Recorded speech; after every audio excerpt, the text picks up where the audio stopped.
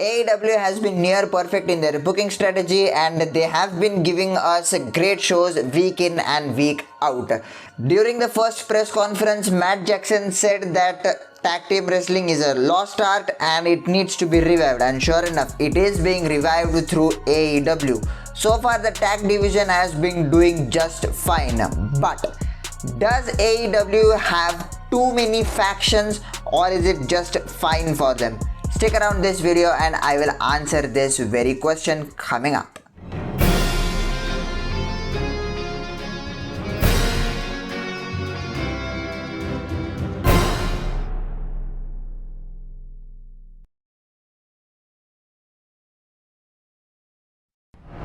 On one hand, we are seeing WWE just simply burying the tag team division. They are not utilizing to the fullest, and on the other hand, we are seeing AEW just loading their rosters and they're just putting those people into some or the other faction. There are like 13 factions, 13 teams right now.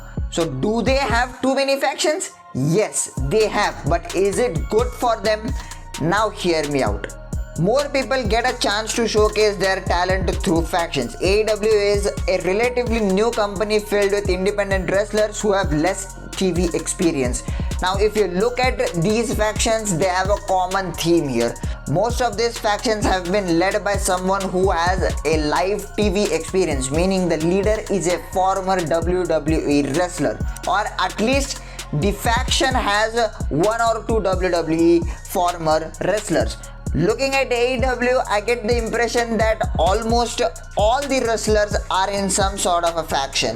There is another point why there are so many factions in AEW. It is because AEW is sooner going to announce the Trios Championship. Trios Championship is a relatively new format in terms of American viewers, but this is very common in Mexican and Japanese style of wrestling. Nick Jackson recently responded to the factions debate by saying New Japan Pro Wrestling has been booking factions for more than 40 years and they are still around. I see the argument, but I think North American fans have never seen this many at one time. They are used to 1, 2 or 3 stables in a company. It's easier to book angles. It's easy to get more people involved with different groups. If you are not aligned in a stable, you are alone and that's hard to book sometimes. That's why we have a lot of factions. It has clearly worked. So it may seem on the outside that AEW has too many factions, but they have this trios title coming up which will make the factions more busier.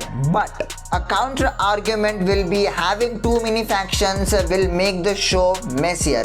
A faction will consist of minimum of 3 groups. If 4 factions come out on a brawl, that will make 12 members involved. This is where it will get tricky for AEW. AEW has not got the production value like WWE. WWE makes sure that every key moment in a multi-person matches is caught on camera, and they will make sure that a key moment will be shown on live TV. But AEW has this tendency to miss some of the shots and they just make the key focus on one wrestler for a prolonged period of time, even if they are just locking up. And factions play a major role in AEW. There are more than 10 factions, 13 factions to be precise, and they are involved in major storylines. And with Trios Championship coming up, AEW will benefit from having so many factions. So people are criticizing AEW for having too many factions and involving a lot of people at the same time. While involving a lot of people is not a good practice right now due to the virus, AEW will come good with the factions. So AEW just need to hit the right pattern with handling of these factions, and I feel it is getting out of hand. So yes, AEW has too many factions in 2021, but it is just fine for them since they have some plans in place for these factions in the form of a Trios Championship. So there you have it, the factions debate in AEW.